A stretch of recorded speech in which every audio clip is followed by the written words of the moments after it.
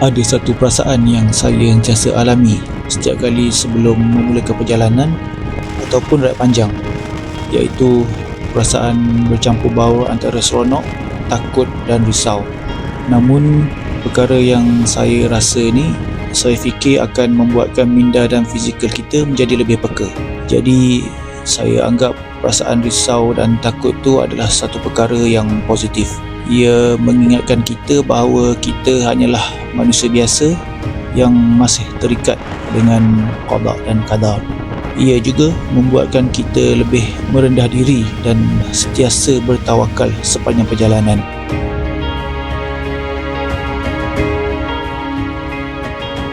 Kalau ikut ramalan cuaca, memang dijangkakan hujan dari Surat Tani hingga ke Prachuap Kirikan. Tapi sewaktu kami berehat di Surat Tani, keadaan cuaca masih panas terik. Tapi selepas lebih kurang sejam, hujan turun agak lebat. Cumanya ia tak lama. Oleh kerana tujuan kami hari ini adalah Prachuap Kirikan, jadi saya tak ada rasa tergesa-gesa. Andai hujan, kami berhenti untuk berteduh. Bila berhenti isi minyak, kami ambil peluang untuk berehat lama sikit.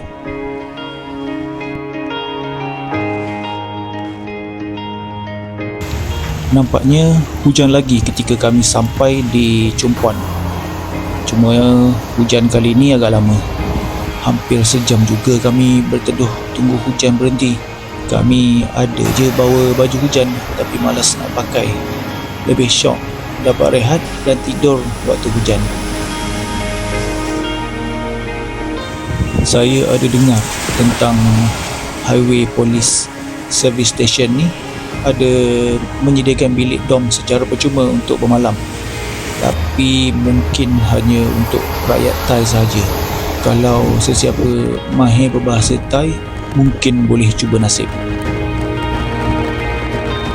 Dah nak hampir gelap, jadi kami teruskan perjalanan dan tiba di hotel selepas waktu maghrib. Baju, kasut semua masih kering, jadi agak selesa sikit bila di hotel.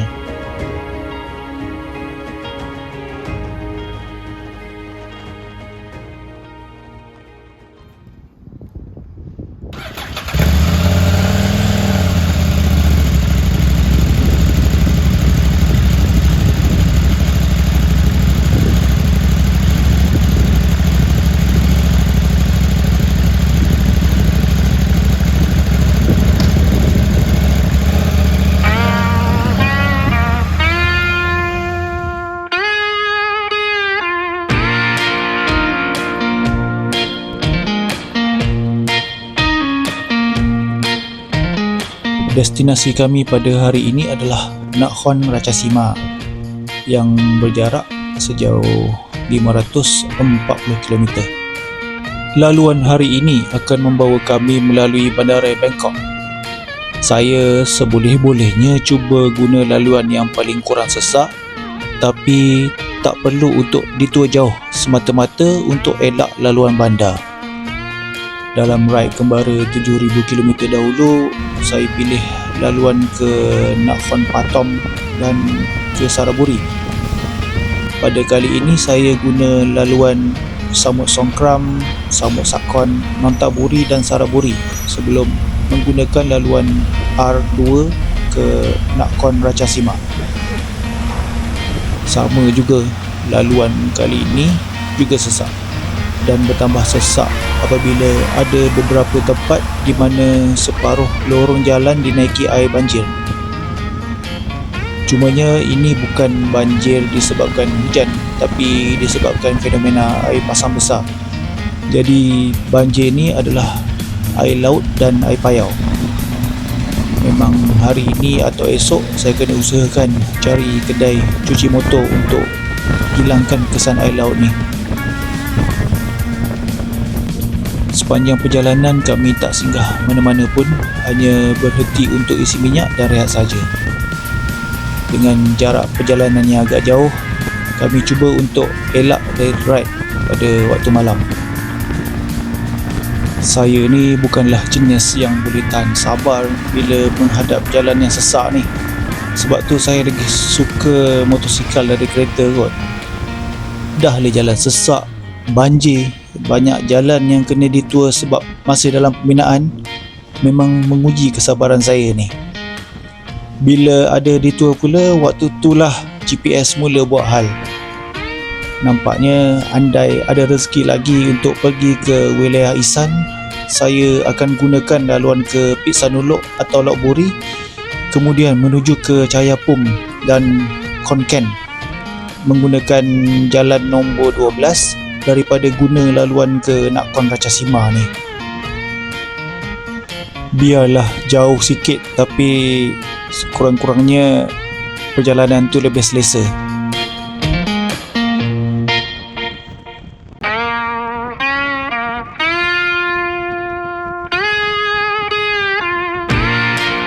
Dari Samut Sakhon, saya ambil laluan nombor 9 yang akan melintas wilayah Nonthaburi untuk menuju ke Saraburi. Laluan nombor 9 ni agak mengelirukan sebab ia terdiri daripada laluan utama dan laluan frontage road. Lebih memberikan tekanan apabila motosikal hanya boleh menggunakan laluan frontage yang agak sesak kalau nak dibandingkan dengan laluan utama. Jadi perjalanan dijangkakan agak lebih lama. Hanya selepas Saraburi baru motosikal dibenarkan menggunakan laluan utama nombor 2 untuk ke Nakhon Ratchasima. Pada waktu ni kami masih tak booking mana-mana hotel untuk malam sebab kami masih tak pasti sama ada sempat sampai atau tidak di bandar Nakhon Ratchasima sebelum gelap nanti. Seperti semalam, lepas maghrib baru kami sampai. Walaupun ada kedai makanan halal di bandar Nakhon Ratchasima, tapi saya dah malas nak bawa motor. Jadi singgah ke kedai 7-Eleven untuk beli nasi. Alang-alang ada meja makan disediakan di hadapan kedai, kami makan saja di sini sambil layan live basking.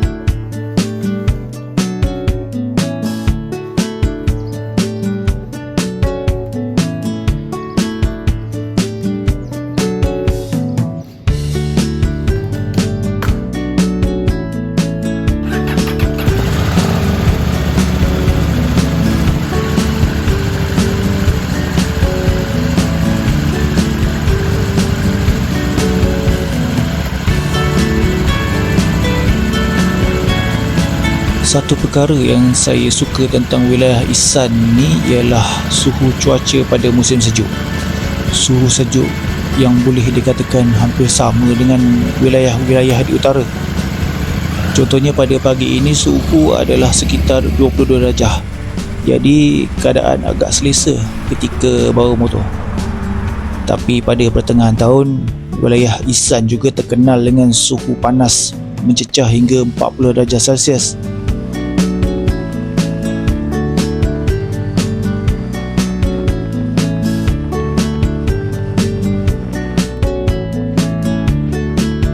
Kalau semalam kami ride secara terus-menerus, tapi pada hari ini kami akan singgah di beberapa tempat sepanjang perjalanan menuju ke Mahasarakam dan seterusnya ke Royal.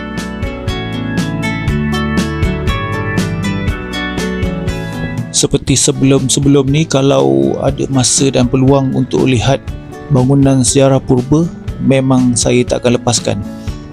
kali ini saya singgah di dua buah prasat di wilayah Nakhon Ratchasima, iaitu Prasat Phnom One dan Prasat Pimai.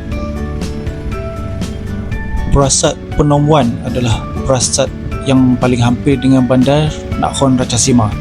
Binaan batu purba ni agak kecil kalau nak dibandingkan dengan prasat-prasat lain yang saya pernah tengok. Contohnya Prasat Phnom Rum di Buriram. Untuk masuk ke kawasan Prasat Phnom One ni, bayaran sebanyak 50 baht dikenakan. Kami tak masuk pun sebab prasat ni kamu boleh tengok dari jauh.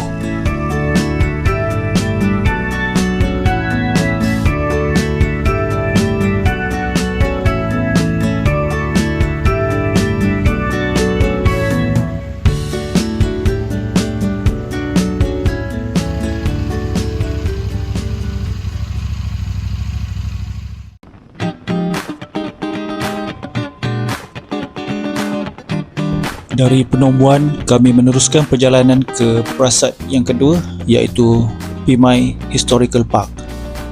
Jarak perjalanan antara kedua-dua lokasi ini tak berapa jauh, lebih kurang 1 jam perjalanan.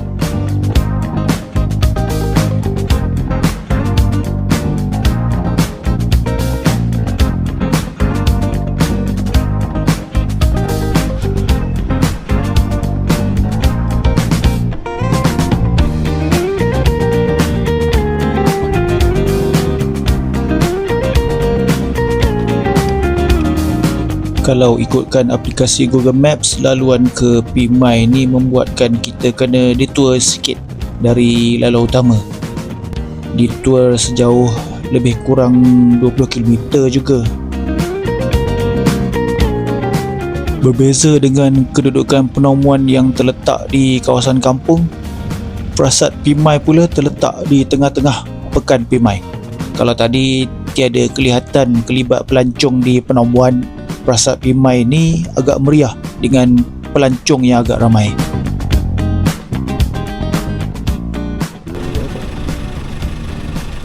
Kereta terbang lah. Pimai Historical Park. Di mana? Pimai. Hang tu.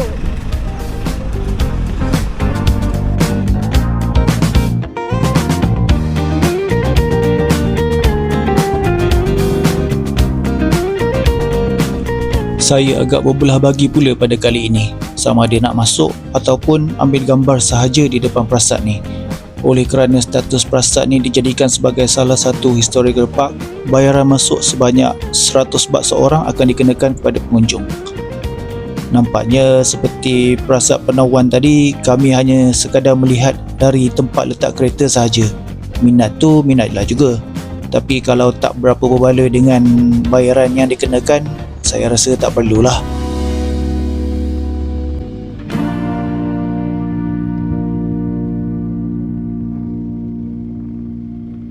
Kami singgah pula di Cafe Airways Land.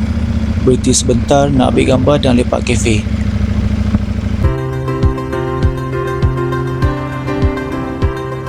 Satu perkara bila kita ride secara solo ni, kita akan lebih mudah untuk berjumpa dengan kenalan-kenalan baru. Ada lah. Ya ke? Dia iklan dekat Batam. Mahal. Betul saya kalau apa nak kita sekarang. Kereta. Saya bayar 550 dia sini. Termasuk hotel. Termasuk hotel kan? Ha. Hotel tu seribu paling murah, seribu lebih ganti aku lagi. Tak. 1000 USD kalau you pergi Tibet. Wah, Tibet. Ha. Dia 15 hari lah. 15 hari lebih lagi. 20 hari lah. You jangan go Thailand. Tak. Orang Malaysia juga. Orang Malaysia juga lah. Tapi semua lain-lain lah. Biasalah. Mana boleh masuk. Dia ada banyak package. 15 hari, 12 hari, 10 hari. Dan saya ambil tu ni 7 hari. Jadi okey. Dia tu lah kecil lagi ya. Mesti wajib all. Maka balik. Sewaktu di Airways Land, saya berjumpa dengan Brother Raj dari Puchong atau USJ kalau tak silap. Beliau ride secara solo ke China dan dalam perjalanan pulang dari Nong Khai untuk ke Hua Hin. Dalam bersembang, banyak juga tips yang beliau kongsi dengan saya tentang trip China. Kami tak bersembang lama oleh kerana perjalanan Brother Raj ni masih jauh. Kami pula akan bergerak menuju ke Roy Ed sebagai destinasi akhir pada hari ini. Kami pilih laluan yang akan melalui wilayah Mahasarakam.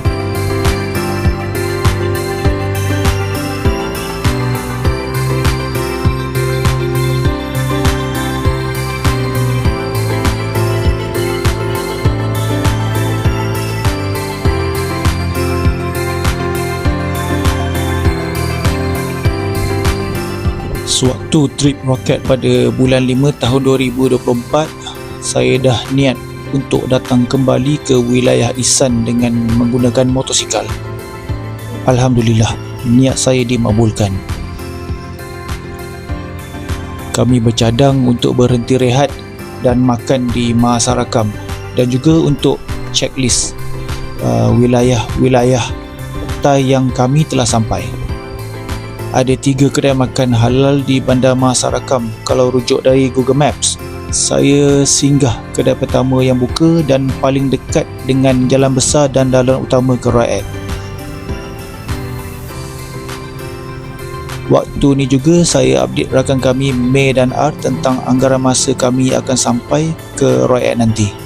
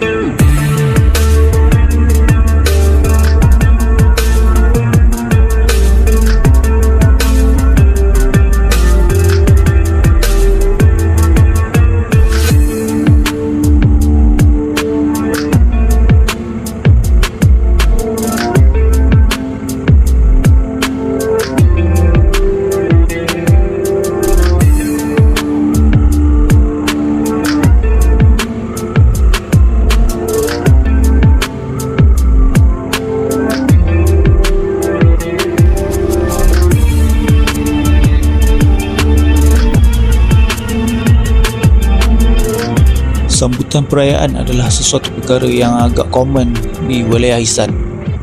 Ia akan sentiasa ada suatu sambutan setiap bulan. Contohnya seperti waktu kami sampai di Mahasarakam.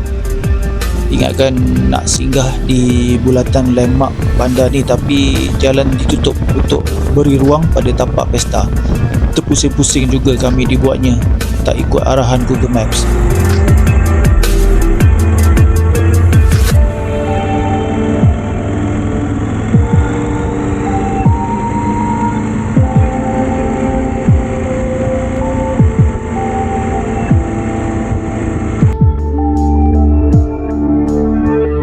Setelah terpusing-pusing di dalam kawasan bandar, laluan berikutnya agak lancar dan selesa.